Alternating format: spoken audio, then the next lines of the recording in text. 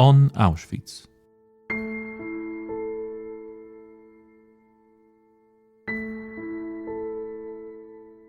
The history of Auschwitz is exceptionally complex.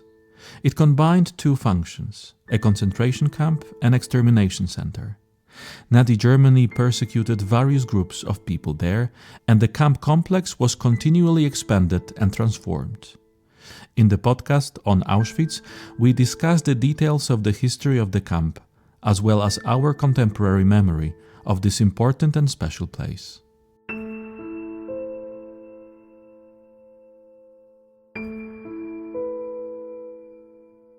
On January 17, 1945, the SS began the evacuation of the Auschwitz camp.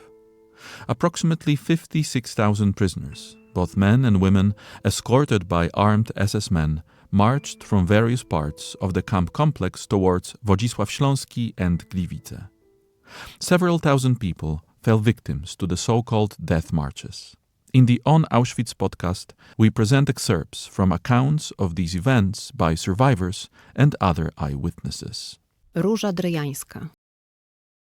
News of the imminent end of the war reached us through the camp functionaries. At first, these hopes were fueled by reports that America would soon liberate Poland. But from July or August 1944, it was firmly stated that we would be liberated by the Soviet Army, which was winning victory after victory and moving closer to Oswiecim. Oh, how we waited. Jan Gabryś. There was great excitement in the camp, but we did not know what was going to happen to us. There were several possibilities, including the option that we would be liquidated by the Germans. So we remained in uncertainty. Erwin Olszówka. I received an order to carry all the documents out in front of Block 24, where they were to be burned. Rapportführers Kaduk, Hertwig, and Clausen watched over the execution of this order. Some books that I had hidden under the desk in the Schreibstube remained there, but I do not know what happened to them later. Antonina Piątkowska. The SS female auxiliaries were running all over the camp with cans of petrol. The women prisoners were ordered to carry all the office books, card indexes, lists of prisoners, various pieces of evidence of German crimes, out of the offices, parcel room, and other administrative rooms, and pile them up outside the barracks. There they were doused with petrol and set on fire. Helena Włodarska. During the night of 17 to 18 January, the air raid alarm lasted a very long time. Impenetrable darkness lay over the entire camp. No one slept, as if in expectation of something that had to happen. Anna Tytoniak. We were jolted out of a short sleep by the sound of explosions. It was the bombing of Oswiecim. With joyful shouts, the entire women's barrack greeted every bomb blast. After midnight, movement began in the fenced-off service yard, where silence normally reigned. Shouts, short guttural commands barked in German showed that something was happening in the darkness of the night. You could see male prisoners with carts. In feverish haste and confusion, they were loading fodder for the cattle. The German block elder whistled to summon the block elder from the men's block, and he quickly called out that the whole camp was being evacuated. Janina Hinczowa. We were woken up in the night from 17 to 18 January 1945. The block elder announced to us, in line with the order, that the enemy was approaching. We were to get dressed quickly and line up in ranks for roll call. Maria Ślisz. The whistles for roll call woke us earlier than usual, before 3 a.m. It was the last roll call in the women's camp at Auschwitz, after which we were not allowed to return to the blocks. Lined up 5 abreast, we waited for the distribution of coffee, or rather herbal brew, which in the camp was called breakfast. Since evacuation had been announced for that day, in addition to breakfast, each of the women received dry rations in the form of 2 1-kilogram loaves of bread and half a cube of margarine. We were also each given 1 blanket. Irena Konieczna.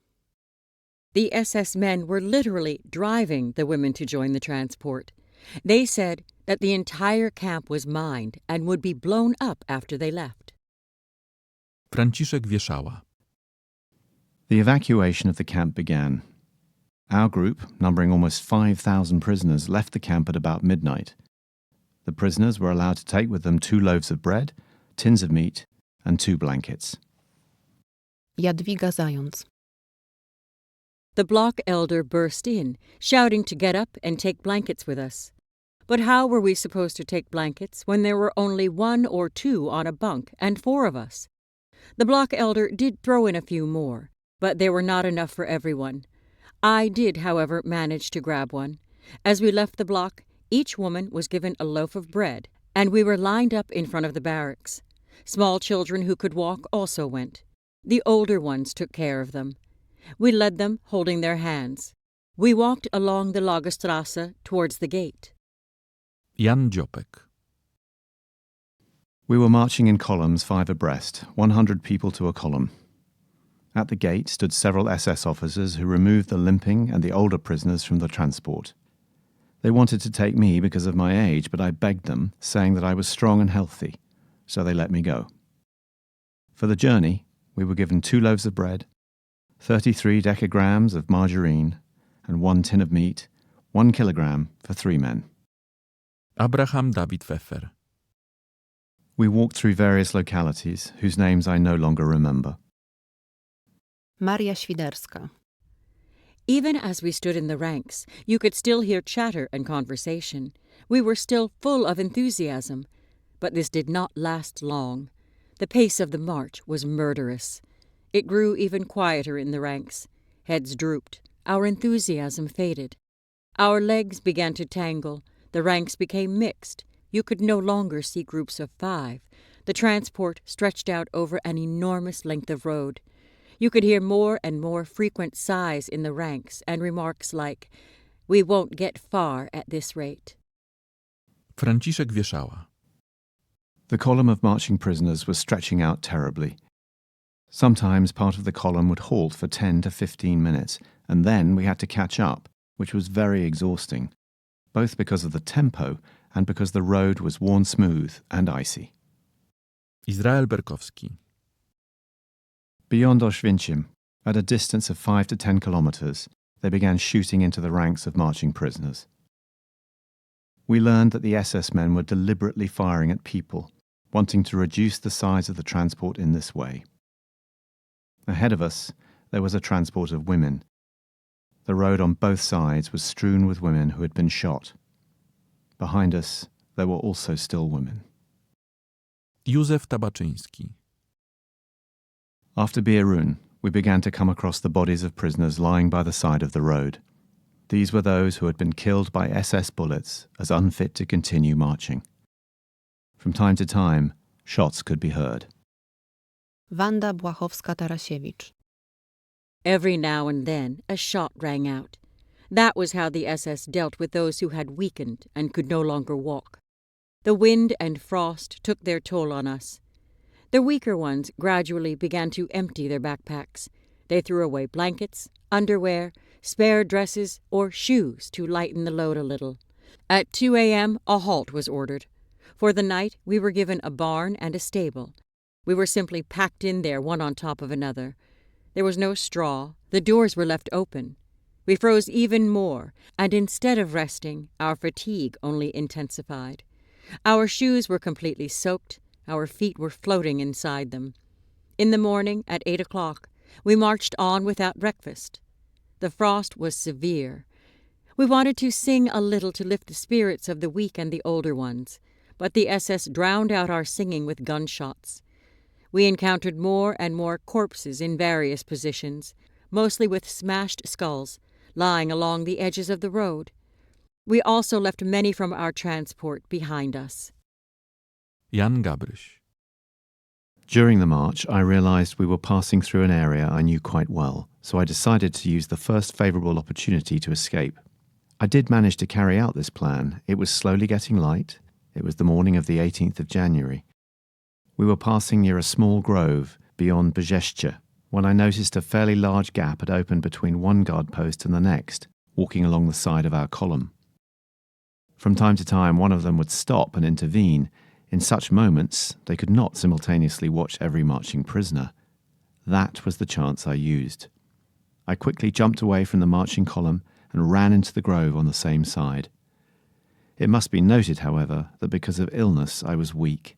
I could not run fast, and besides, there was quite deep snow in the forest. If my escape had been noticed, I would have had little chance of surviving. But I was lucky.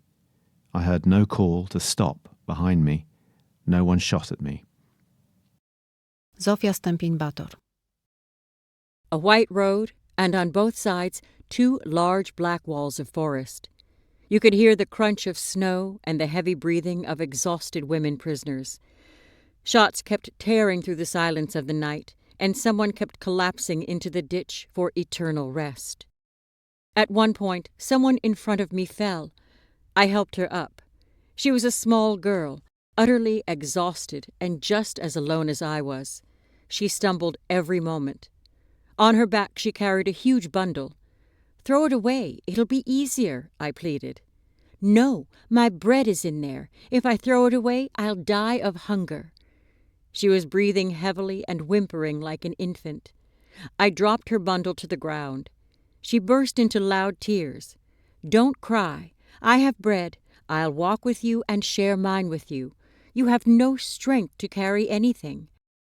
Walking beside her and holding her up, I learned she had no one in the world, that she was a Jewish woman from near Radom, that her parents had been killed, that she had nowhere to return to, no place at all. She kept lamenting, wasting energy. In the end, I forbade her to speak and moan. I declared she would come with me to my home, that I would not leave her.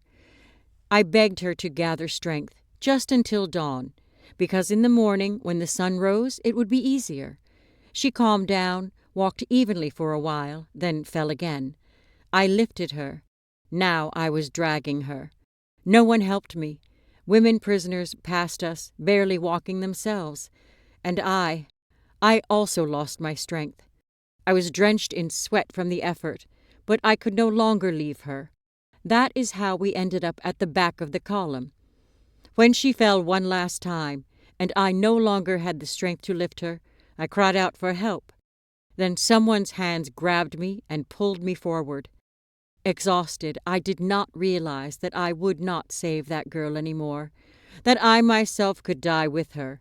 Some unknown woman prisoner understood the situation, took my hand and pulled me along. A moment later, a shot rang out.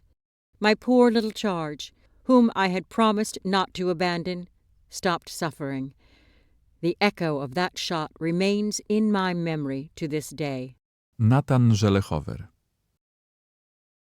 After a few hours of marching, we clearly feel fatigue. Our legs freeze in wooden clogs, blankets do not protect us from the cold. More and more often, we see corpses of men and women on both sides of the road. They lie discarded any which way. You can see they were dragged off the road to the side. Around each corpse, a pool of blood has frozen.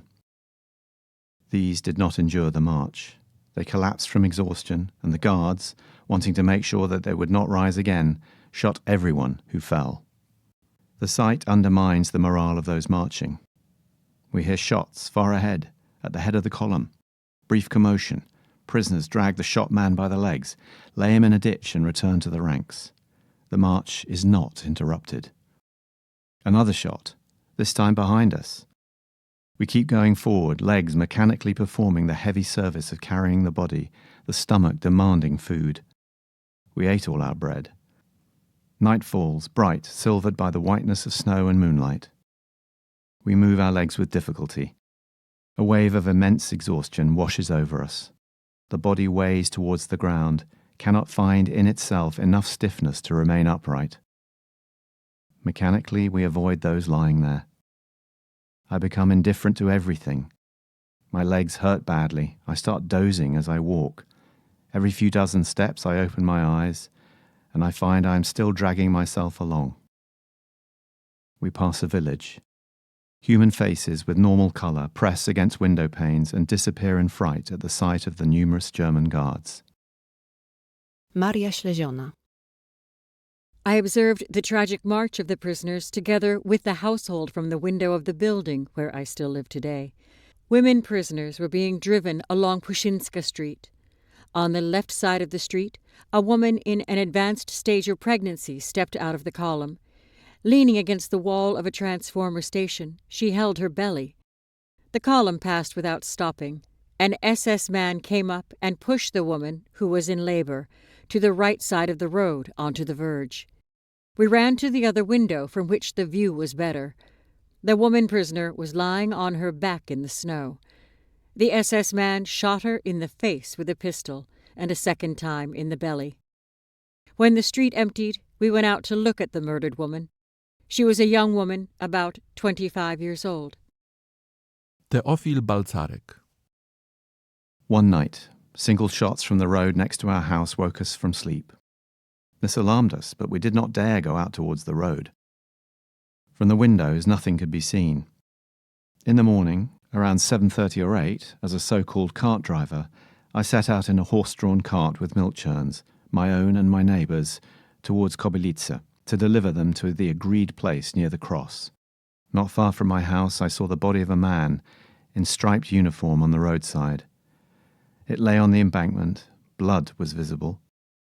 Further on, I saw several similar bodies of men. Some of the shot men were in striped uniforms, others in work clothes. The sight frightened me, so I didn't stop. While driving to Kobylice, I also met columns of men, prisoners in striped and work clothes, going in the opposite direction. These were 2 or 3 groups of prisoners, each numbering several dozen people.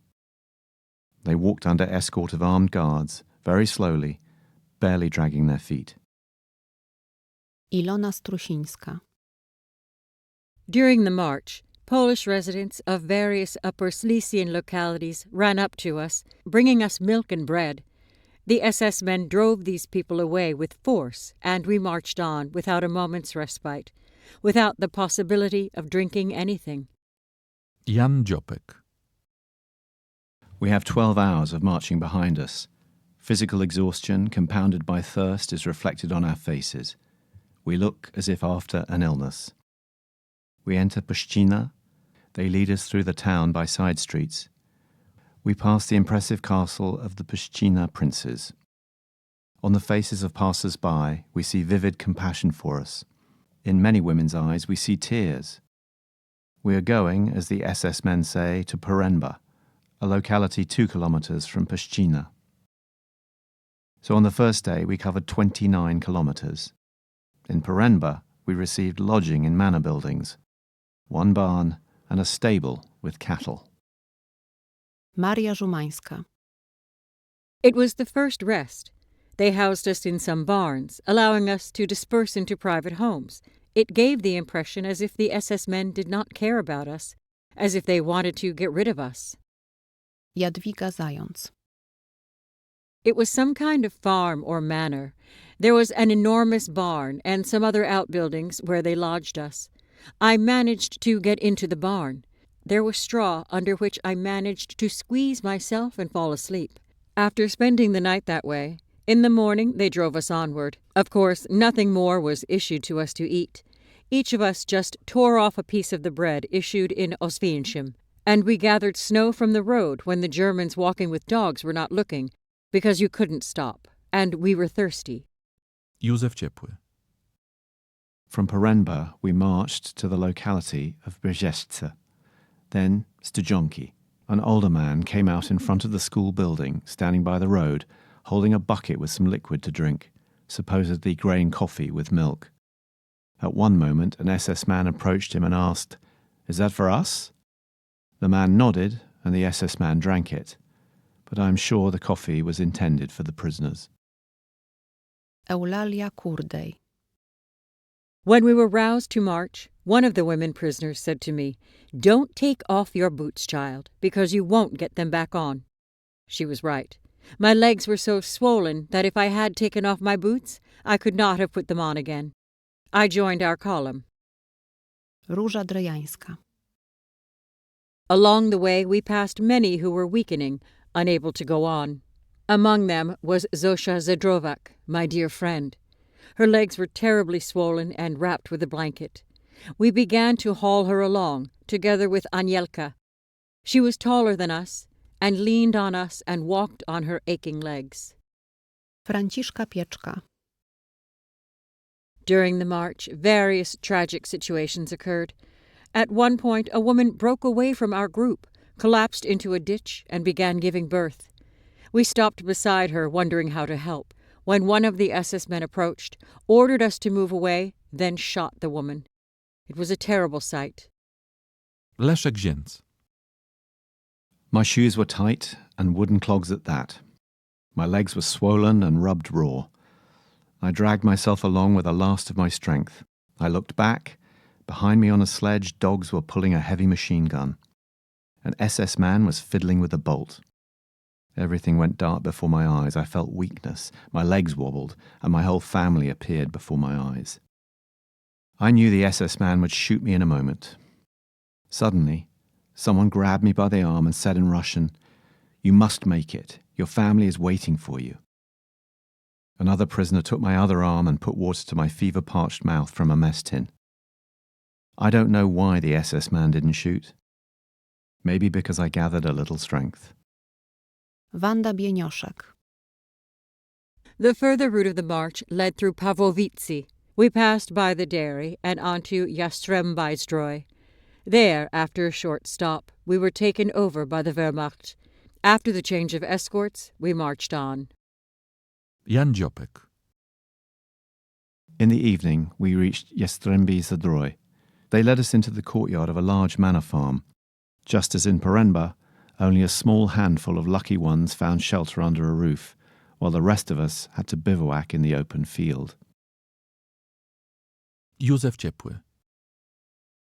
In Jastrzębie-Zdrój, another overnight stop was ordered. The prisoners were assigned to manor buildings like barns.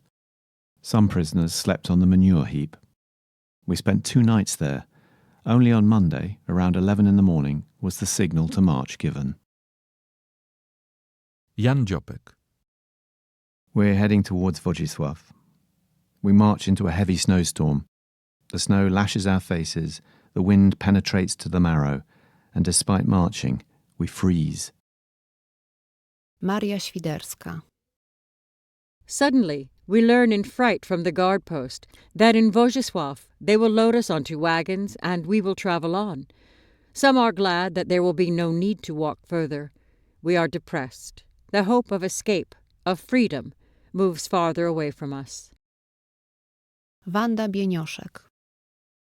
We were marching on the last of our strength. We marched together with my mother and 2 sisters. As we approached Wodzisław, we were completely broken. Swollen legs, diarrhea, and weakness led us to decide we would rather die together than endure this nightmare march. I turned to the SS man walking beside us and asked him simply to shoot the 4 of us, as we could not march on. He was an SS man of Hungarian origin, because in broken German he said that in Loslau there would be loading. Those words may have saved our lives. We were not left behind the column. Jadwiga Zając. In this way we reached some station. Only later did I learn it was Wodzisław, because then we saw no signs and paid no attention. We reached a siding where freight wagons stood, but not covered ones, only open coal wagons. Józef Ciepły. They loaded us into coal wagons of a slightly different type than those found in Germany or Poland. They were apparently wagons made in France with a floor area of 20 square meters, which meant 5 prisoners per square meter. Józef Tabaczyński. In the wagons there was a terrible crush. None of the prisoners could really move or change the position once taken. Jan Dziopek. One night passes, then a second night, and we're still in the same conditions without food or drink. Cold, hunger, and thirst torment us. In the day, a bit of sunshine warms us, so we stick our heads out from under the blankets we spread above us, and before our eyes are the same weary, exhausted faces of our comrades. Józef Tabaczyński. Stopping often along the route, we travelled very slowly. It is hard for me today to describe exactly what began to happen during the journey. Without shelter from the frost, prisoners lost strength. Dantean scenes unfolded. Everyone fought for the spot they occupied. The weaker and exhausted prisoners dying slid down to the bottom of the wagon. There they died, trampled by those who could still stay on their feet. The tearing groans of the dying mixed with the shouts of some prisoners falling into madness. Biting, kicking and scratching the nearest neighbours, they became too dangerous. So they were pushed over the sides of the speeding train. Wanda Koprowska.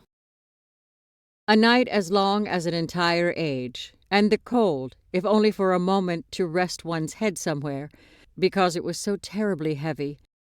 The wagon fell completely silent. Some women were asleep, having fought for a little space. Only the train moves on tirelessly. Where to? Only toward morning did it stop. In the wagon, commotion again. And this darkness, terrifying. You can't even see your own nose. Ilona Engelowa. The wagons were so overcrowded that none of the women prisoners could sit down. I unconsciously slumped onto others. I don't remember how long the journey lasted. In any case, we were taken to the Ravensbrück concentration camp. When we got off at the station, the inhabitants, Germans, looked at us with hatred. Jadwiga Zając. Frozen in tears, we arrived in Ravensbrück. Again the same procedure, a bath, hair-cutting. They took everything we had with us. Since there was no room for us in the permanent barracks, they led us through the entire camp to an area with enormous tents. We were packed into them, as many as would fit. Inside there was nothing, only bare ground. How long we stayed there, I do not know. Only after 4 or 5 days did they begin to register us and assign numbers. I received some number, but I don't remember it. Jan Wawrosz. I am unable to state even approximately how many prisoners died on this route from exhaustion and cold, and how many were finished off with a pistol shot to the back of the head.